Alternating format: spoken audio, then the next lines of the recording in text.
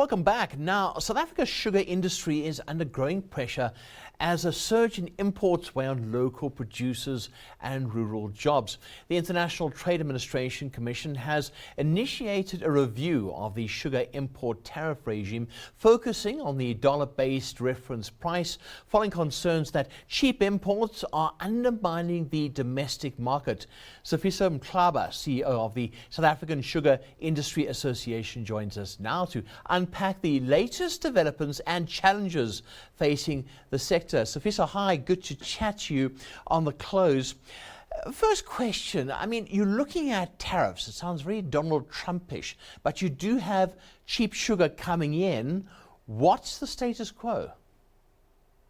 Good afternoon, and thanks for having me. It's scary when you compare us to Trump, but happy to unpack it. Very, very different.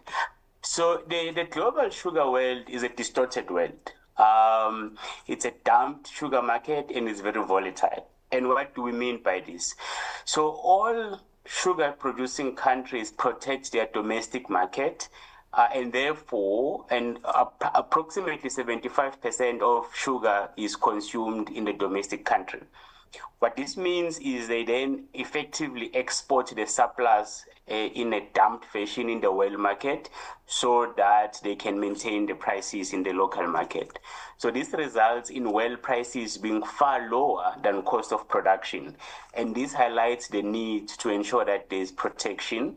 Otherwise, that cheap sugar that's floating around from major producers can find its way into the local market and destroy the jobs and livelihoods supported by the domestic sugar producers. So that's why there's a need for tariff. And this is not unique to South Africa. Like I said, all sugar producing countries have that. Mozambique has that. And they do it either through tariffs, import restrictions, import quotas. There's various mechanisms that are used. Yeah. Tongaat Hewlett, I mean, they had their debt scandal, if I can call it that. And they have had now the business rescue practitioners being involved in all of that. They're calling for higher tariffs. Then, of course, there have been calls for lower tariffs. How do you find a middle ground here? Certainly, I think the call for higher tariff is by the entire industry, the 6 million companies and approximately 25,000 growers that make up the industry, right? And there certainly has been, as you saw in the publication from ITEC, a counter application by the downstream saying actually reduce the tariff. I think there's two elements that become critical in that debate. Firstly, we need to protect local production capacity. We need to maintain the jobs within the country and ensure that the people supported by the industry have livelihoods that they benefit from. Secondly, and as part of the value chain, we are engaged in the Sugar Master Plan Vision 2030.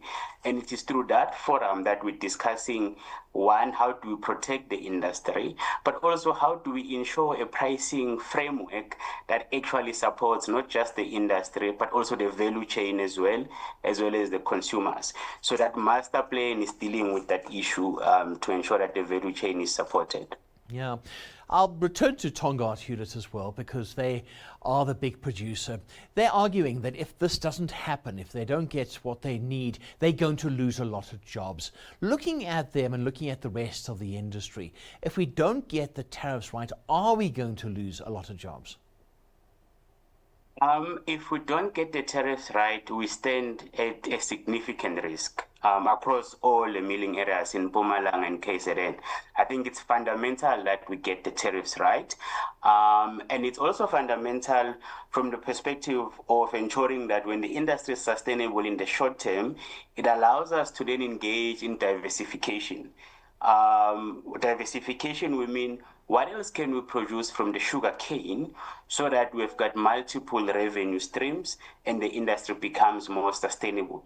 Some of the products we're looking at include aviation fuel, bioethanol, bioplastics.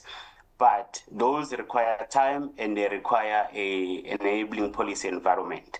So if you're facing threat in the short term, it does become difficult to think about the long term. And it is that tariff protection that will give us the space in the short term to plan for the future. Yeah, there has been some criticism that it's taken a while and that a lot of cheap sugar has been dumped in South Africa. Why has it taken up to now? Is it just time to get that master plan going?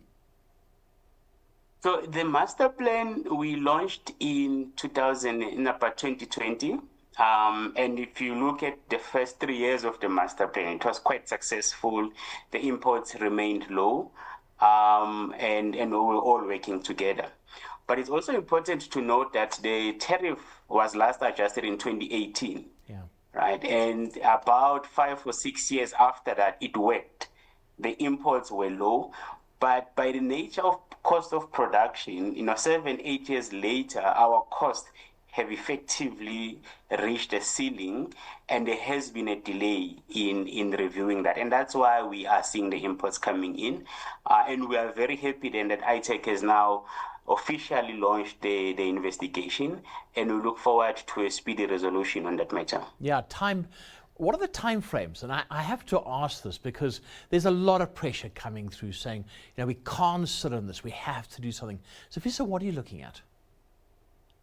From our side, as an industry, we're really looking for as quick as possible, but we obviously understand that ITEC has processes and has timelines that they must adhere to, and they must consult as the Act requires them. I think in their application or in their publication, they say they're giving stakeholders 6 weeks to make inputs and submit their comments. We are definitely going to meet that deadline, and would encourage all stakeholders to meet that deadline, and therefore allow ITEC to go through the information and arrive at a determination as quickly as possible. So for us, it really is a dire situation, and therefore we'll be supporting the process and hoping for a very speedy resolution. Yeah, it's a question of time. Sifiso, thank you so much. Good to have you on the close this evening. That was Sifiso Mhlaba, CEO of the South African Sugar Industry Association.